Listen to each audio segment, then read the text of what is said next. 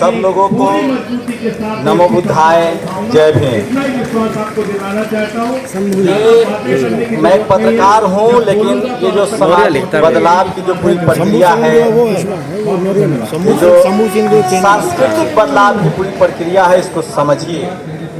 और महाबोधि बुद्ध विहार क्यों जरूरी है, इसको भी आपको समझना पड़ेगा। बैठे पूरी सही करते हैं ये वीडियो, क्या चिंता करते हैं। आप सोचिए, इसी देश में जहां संविधान है और संविधान कहता है कि इस देश के हर शख्सियत को, हर नागरिक को बराबर का अधिकार है, उसको आस्था का अधिकार है, उपासना का अधिकार है।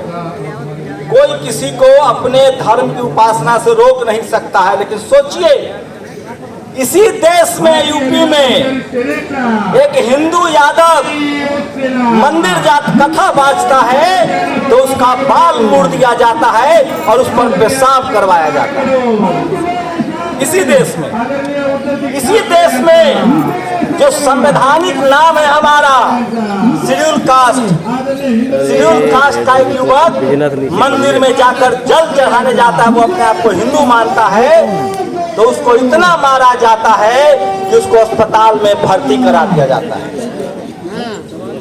और सोचिए, वो हमें अपने मंदिरों में पुजारी नहीं बना रहे हैं, वो हमें अयोध्या में ट्रस्टी नहीं बना रहे हैं। हम वहां जाकर सिर्फ चढ़ावा चढ़ा सकते हैं, और कुछ हिंदू तो वो भी नहीं कर सकते। और वही मुट्ठी भर लोग हमारे बुद्ध विहार में, जहाँ भगवान बुद्ध ने दीक्षा ली, जहाँ उनको ज्ञान प्राप्त हुआ, उस पर कब्जा करके बैठा हुआ है। इसीलिए, क्योंकि सही कहा भंते जी ने कि हम मानसिक विकलांग हैं। लेकिन मैं आपको बताता हूं, उससे पहले जो भंते जी ने कहा कि ये बुद्ध विहार क्यों जरूरी है, ये हमारे आस्था का भी विषय नहीं है। ये इस देश की जो प्राचीन इतिहास है, इस देश का जो गौरवमय इतिहास है, इस देश की जो सभ्यता है, संस्कृति है, और जिस वजह से भारत विश्वगुरु था, अगर भारत को फिर से विश्वगुरु बनना है, ज्ञान विज्ञान का केंद्र बनना है, तो महाबोधि बुद्ध विहार को फिर से मनुवादी जातिवादियों को हाथ से लेकर भगवान बुद्ध के विचारों पर चलना।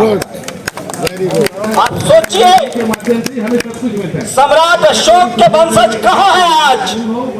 मुझे अशोक लामा जी बता रहे थे कि सम्राट अशोक के, आकाश लामा जी ने बताया कि सम्राट अशोक के वंशजों ने 10,000 लोगों ने दिल्ली में एक बड़ी मीटिंग की है।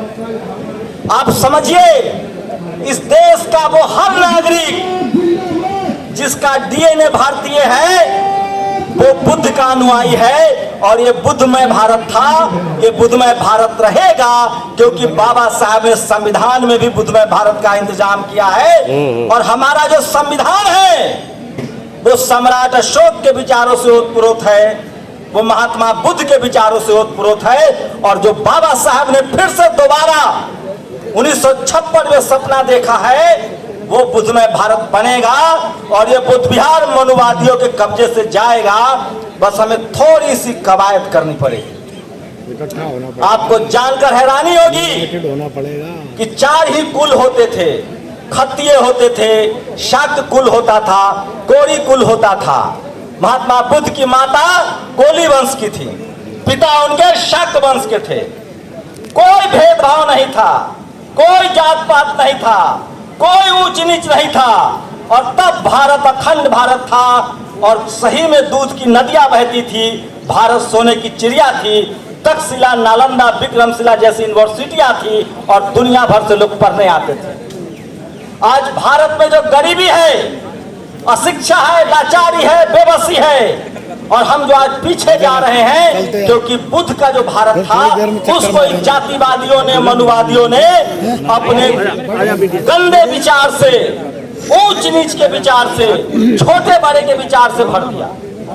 और उसी विचार का एक बार फिर से खात्मा बाबा साहेब ने संविधान देकर किया। और अब जब भारत फिर से संविधान पर चल रहा है, तो फिर से भारत तरक्की कर रहा है। लेकिन भारत पूरी तरह से तरक्की तभी करेगा जब भारत के 140 करोड़ लोगों को बराबर का अधिकार मिलेगा, और वो बराबर का अधिकार तभी मिलेगा जब भारत बुद्धमय भारत होगा। जब भारत बुद्धमय भारत होगा तो इस देश के हर बच्चे के सर पर छत होगा, स्कूल होगा, ज्ञान विज्ञान होगा, खाना होगा।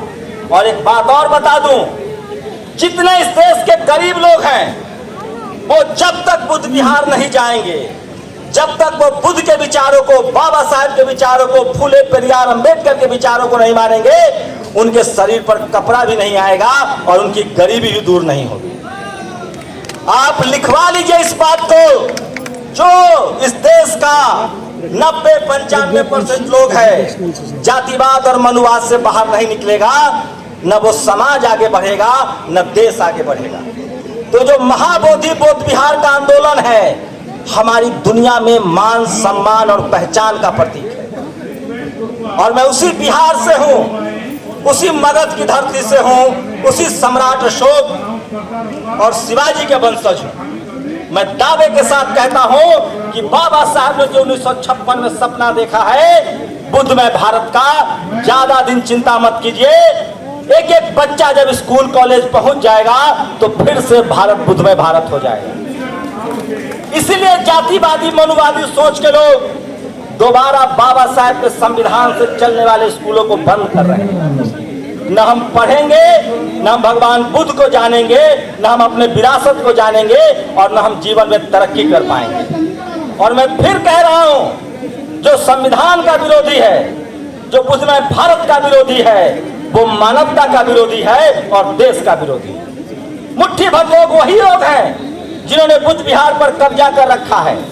वो वही लोग हैं जो ऊंच नीच कर रहे हैं, जो जाति के नाम पर अत्याचार कर रहे हैं, जो इस देश के बहुसंख्यक आबादी, जिसको बाबा साहब ने सम्मानजनक नाम दिया है, SC ST OBC, अल्पसंख्यक समाज के लोग, किसान समाज के लोग, उनके बच्चों को पढ़ने लिखने नहीं दे रहे हैं। आज हमें आंदोलन नहीं करना पड़ता, हमें घर बैठे 1949 का जो एक काला कानून है वो खत्म हो जाता अगर इस देश में हाई कोर्ट और सुप्रीम कोर्ट में बुद्धिस्ट जज होते, बहुजन समाज के जज होते। अगर आज इस देश में बुद्ध के विचारों वाले शासक होते, प्रधानमंत्री, मुख्यमंत्री और गवर्नर होते, तो हमें यहाँ गर्मी में नहीं बैठना पड़ता और 165 दिन से आंदोलन नहीं करना पड़ता। बड़ी कॉन्स्पिरेसी की है इस देश के जातिवादी मनुवादियों ने, और जानबूझकर एक संवैधानिक पद पर बैठे आदमी के हाथों महाबोधि बौद्ध विहार का अपमान करवाया गया है। और जिस शख्स को, जिस जाति से गवर्नर साहब आते हैं, जिस समाज से आते हैं, जिस धर्म से आते हैं, जिनको कुंभ नहीं जाने दिया जाता है, जिनको कांवड़ यात्रा में दुकान नहीं खोलने दिया जाता है, उनको हमारे बौद्ध विहार में घुसाया गया और तमाम कर्मकांड किया गया। हमें उनका विरोध नहीं करना है क्योंकि हम बुद्ध के विचारों से लेस हैं, और बुद्ध कहते हैं कि धर्म से भी ज्यादा जरूरी मानवता है। अगर धर्म और मानवता में चुनना हो तो मानवता चुनो, क्योंकि मानवता ही बड़ा धर्म है। इसीलिए हम लोग बौद्ध विहार को बचाना चाहते हैं। वहां अगर ये विरासत हमारी बचेगी तो मानवता बचेगी, इंसानियत बचेगी, सच्चाई बचेगी। और जो लोग भी यहाँ बैठे हुए हैं, आप लोग इतिहास के पन्नों में दर्ज होंगे। इस देश में जातिवाद मनुवाद खत्म करने के लिए बुद्ध के रास्ते पर चलना होगा, बाबा साहेब के रास्ते पर चलना होगा, फूले पेरियार अंबेडकर के रास्तों पर चलना होगा। आपको बता दो, बिहार में बीपी मंडल साहब जब मुख्यमंत्री बने तो सबसे पहले वो बुद्ध विहार गए थे। सम्राट अशोक का वो धम्म क्या है बुद्धिज्म में, क्यों चाहिए हमारी विरासत? सम्राट अशोक, वो सम्राट अशोक जिनके पुरखों पर सिकंदर ने हमला किया, और जब सम्राट अशोक धम्म के अनुयायी थे तो उन्होंने सिकंदर के देश यूनान में जब सम्राट अशोक राजा थे तो दवाइयां भिजवा दी। इस देश में बड़ी बड़ी सड़कें, बड़े बड़े तालाब, बड़े बड़े पेड़ पौधे किसने लगवाए? सम्राट अशोक ने लगवाए। सारे बड़ा शिलालेख किसने लिखवाए? सम्राट अशोक ने लिखवाए। और उन्हीं के विचारों से ओतप्रोत बाबा साहब अंबेडकर, साहू जी महाराज, ये तमाम महापुरुष हुए जिन्होंने इंसानियत और विरासत को बचाया है। तो महाबोधि विहार सिर्फ हमारा आस्था का विषय नहीं है, वो भारत के सम्मान का विषय है। मुझे तो समझ में नहीं आता है कि इस देश के प्रधानमंत्री के कान तक ये बात पहुंच रही है कि नहीं, जो खुद उस गांव से आते हैं बड़नगर, जो बुद्ध विरासत है, और बड़े फख्र से दुनिया के दूसरे देशों में जाकर कहते हैं कि मैं तो बुद्ध के गांव से हूं, बुद्ध के देश से हूं, और पता नहीं यहाँ जातिवाद मनुवाद ने उनको घेर रखा है। लेकिन मैं दावे के साथ कहता हूं कि जितनी तत्परता से और जितनी ईमानदारी से आंदोलन चल रहा है और जिस तरह से आप लोग संघर्ष कर रहे हैं, हमारी विरासत भी बचेगी। किसी की हैसियत नहीं है, उतार चढ़ाव आता रहता है, कैसे कैसे लोग आए और कैसे कैसे लोग चले गए, लेकिन दुनिया में एक ही विश्व गुरु हुआ, महात्मा बुद्ध, जिन्होंने 2500 साल पहले दुनिया को अहिंसा का पाठ पढ़ाया। तो जो हमारी विरासत है वो गौरवमय विरासत है, वो हम लोग हैं, हमारे पुरखे हैं जिन्होंने नालंदा, तक्षशिला, विक्रमशिला जैसी न जाने 100 से ज्यादा यूनिवर्सिटियां बनाई जहां दुनिया के बच्चे पढ़ने आते थे। एक बार फिर से बाबा साहब का संविधान जब पूरी तरह से लागू हो जाएगा और बुद्ध को मानने वाले मानवता प्रेमी जब इस सत्ता के शीर्ष पर बैठेंगे तो भारत फिर से विस्मय भारत होगा, गौरवमय भारत होगा और ज्ञान का केंद्र भी बनेगा। इसलिए हम लोग को दो काम करना है। अब हमारे पास संविधान है और वोट का अधिकार है। अब हमारी सारी मांगे वोट के अधिकार से तय होगी। तो आज से जितने लोग हैं प्रण कीजिए कि अपना वोट अब हम उसी को देंगे जो हमारी बुद्ध विरासत को बचाएगा, जो हमारा बुद्ध विरासत दिलाएगा।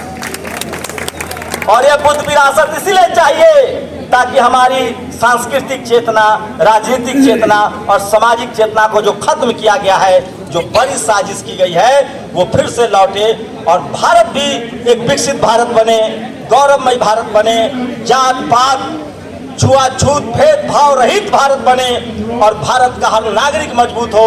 और जब हमारा विरासत बचेगा तो दुनिया में भारत का फिर से डंका बजेगा। इसलिए आज से प्रण लीजिए, हर आदमी एक दूसरे को, जो शोषित वंचित समाज का है, खासकर जो शाक्त वंश के लोग हैं, जो खत्तीय हैं, जो इस देश के मूल निवासी, उनको समझाइए, जिनको बाबा साहब ने SC ST OBC कहा है, किसान अल्पसंख्यकों को समझाना है कि जो बुद्ध की विरासत है ये तुम्हारे बच्चों को अमीर बनाएगा, तुम्हारे बच्चों को ज्ञानवान बनाएगा, तुम्हें शीलवान बनाएगा, तुम्हें करुणाशील बनाएगा और ये तुम्हें दुनिया में सबसे ज्यादा सम्मान दिलाएगा, क्योंकि दुनिया में सबसे ज्यादा सम्मानित, सबसे ज्यादा मानवतावादी भगवान बुद्ध का विचार है। और जिस जगह पर भगवान बुद्ध ने ज्ञान का केंद्र, जिनको ज्ञान मिला, उस विरासत को बचाने के लिए हम लोग रोज अपना समय देंगे और इस आंदोलन को आगे बढ़ाएंगे। और वोट के चोट से, चाहे वो बिहार की सरकार हो, चाहे केंद्र की सरकार हो, अगर हमारे विरासत को जल्दी नहीं लौटाया गया तो वोट के चोट से भी हम लोग इस सरकार को उखाड़ फेंकेंगे। और मैं दावे के साथ कह रहा हूं, मैं इसलिए कह रहा हूं इस बात को कि 1956 में जब बाबा साहब ने ऐलान कर दिया है कि भारत एक दिन बुद्धमय भारत होगा, तो मैं जानता हूं कि जो बाबा साहब कह के गए हैं जो बात, वो सब सच हो रहा है।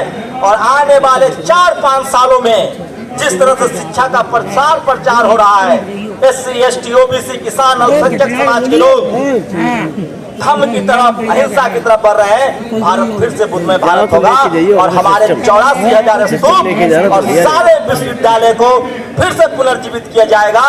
और महाबोधि बौद्ध विहार, जहां से हमारी विरासत सम्राट अशोक का बनाया वो बौद्ध विहार फिर से सुरक्षित हाथों में होगा, बौद्धों के हाथों में होगा और फिर से भारत का मान सम्मान बढ़ेगा। जय भीम, जय भारत, जय संविधान, नमो बुद्धाय।